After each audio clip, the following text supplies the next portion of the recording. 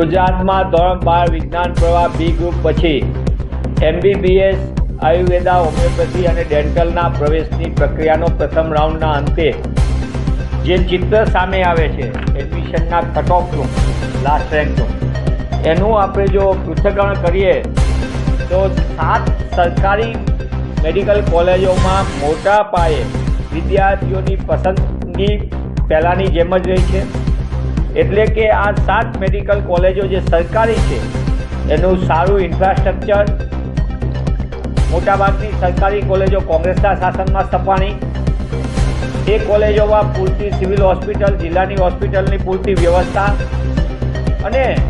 સૌથી મોટામાં મોટું કારણ મેડિકલ કોલેજનું કે ફીના ધોરણો મેડિકલ કોલેજમાં સૌથી નીચા, એટલે કે 25,000 રૂપિયા જેટલું, જે પહેલાં કોંગ્રેસના શાસનમાં તો 6,000 રૂપિયા જ હતું, એને આ ભાજપની સરકારે 25,000 કર્યા, તો પણ એ સંપૂર્ણપણે વ્યાજબીપણા સાથે, અને એના કારણે આજે વિદ્યાર્થીઓની પસંદગી, જે ઊંચા મેરિટવાળા વિદ્યાર્થીઓની પસંદગી ગુજરાતમાં MBBSમાં જે ટ્રેન્ડ જોવામાં આવે છે એ સરકારી કોલેજો જ પ્રથમ છે. ત્યારબાદ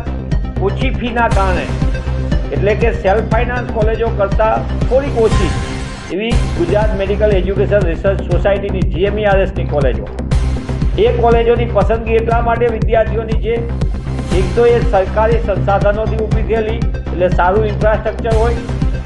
સરકારી પૈસે ઊભી થયેલી, સરકારી હોસ્પિટલો એટેચમેન્ટ હોય,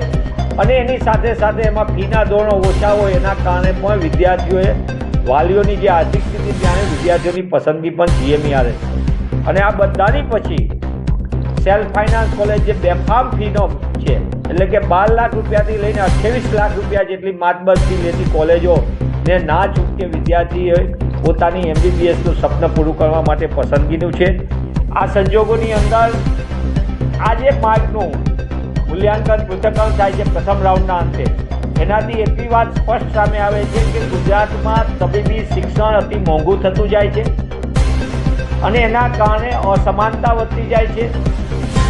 જે સરકારનો દાવો વારંવાર છે ગ્રીનફિલ્ડ અને બ્રાઉનફિલ્ડના નામે સરકારી સંસાધનો પોતાના મળતિયાઓને આપી દેવાના, 300 કરોડના ખર્ચે, જેવી રીતે અદાણી હોસ્પિટલ આખી અદાણીને સોંપી દેવા આવી મેડિકલ કોલેજમાં, જેની ફી 28 લાખ રૂપિયા જેટલી માતબર હોય. દાહોદની અંદર GMERSની જે સરકારી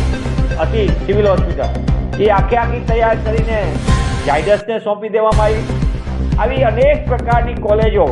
સરકારી સંપત્તિથી ઊભી થયેલી પોતાના મળતિયાઓને સોંપી દેવાથી બેફામ ફીનો વેપલો ચાલે છે,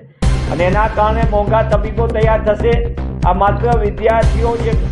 વચ્ચેના માર્ગ છે અને જેની આર્થિક સ્થિતિ નબળી છે તે લોકોએ પોતાને સમાધાન કરીને અન્ય વિદ્યાશાખા તરફ પણ જવું પડે છે, અને સાથે સાથે આર્થિક બાબતો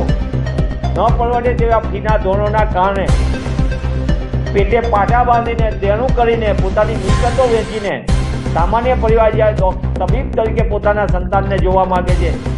ત્યારે મારે આપના માધ્યમથી સરકારને પૂછવું છે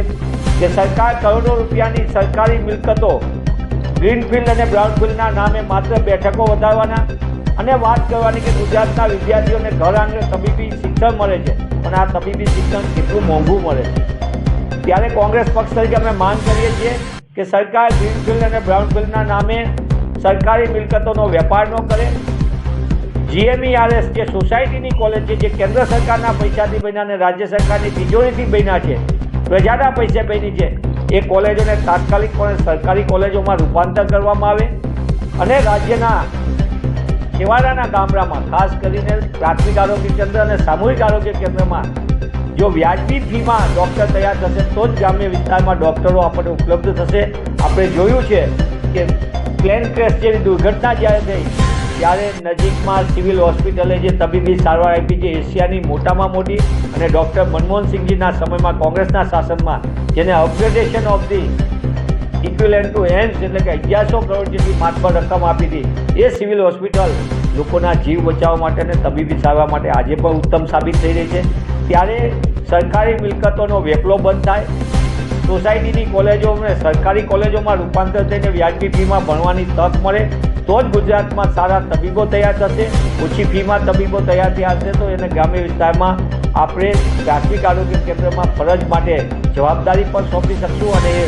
સ્વેચ્છાએ જવાબદારી સ્વીકારવા તૈયાર પણ થશે.